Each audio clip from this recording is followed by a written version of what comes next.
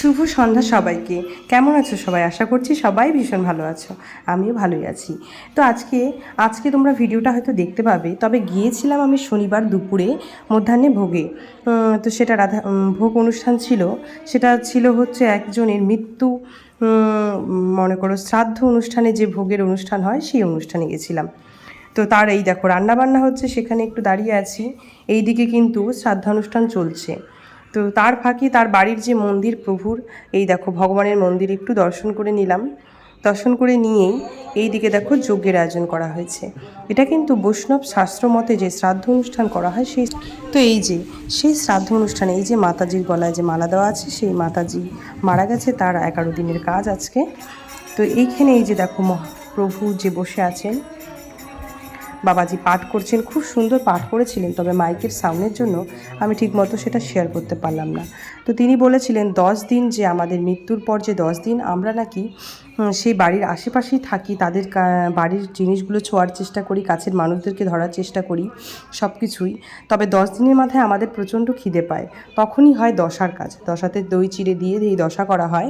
কিন্তু 11 থেকে 12 দিনের মধ্যে শ্রাদ্ধানুষ্ঠান, তার নামে যে পিণ্ডদান করা হয়, সেটা কিন্তু করতে হয়। তারপরে দিলে নাকি সেই খাবারটা আর সেই মৃত ব্যক্তি পায় না। তো এই পাঠ থেকে কিন্তু আমি এটা জানতে পেরেছি। তো যাই হোক, এইদিকে দেখো অনুষ্ঠান কিন্তু সুন্দরভাবে চলছে, আর এইদিকে কিন্তু খুব সুন্দর ফিরে যায়, পাশের অনুযুক্ত হয়ে যায়, তখন আমরা সেটাকে ত্যাগ করে নতুন।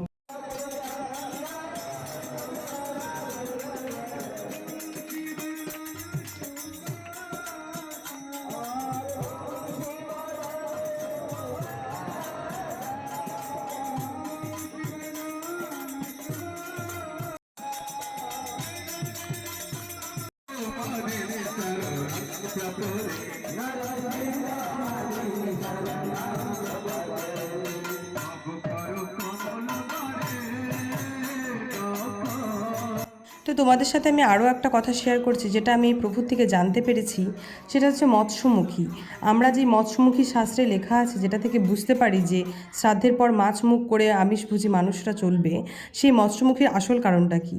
এই আসল কারণটা হচ্ছে যে ওই যে ভোগটা নিবেদন করা হচ্ছে মৃত মানুষের ব্যক্তির উদ্দেশ্যে, সেই ভোগটা নিয়ে নদীতে ফেলে স্নান করে যে আসে, সেই ভোগের প্রসাদটা খেয়ে ওই মাছ যে আছে, জলের মাছেরা, তারা উদ্ধার পায়, সেটাকেই মৎস্যমুখী বলে। তো যাই হোক, এই দেখো এদিকে ভোগ লেগে গেছে। প্রসাদে কি কি আছে দেখো। ডাল ছিল, কচু শাক, ঘাটি, পনিরের তরকারি, কাঁঠালের রসা, চাটনি, দই মিষ্টি। প্রসাদ খেয়ে মাতাজির উদ্দেশ্যে ভগবানের কাছে এই কামনা করব, তিনি যেন বৈকুণ্ঠ ধাম লাভ করেন। রাধে রাধে।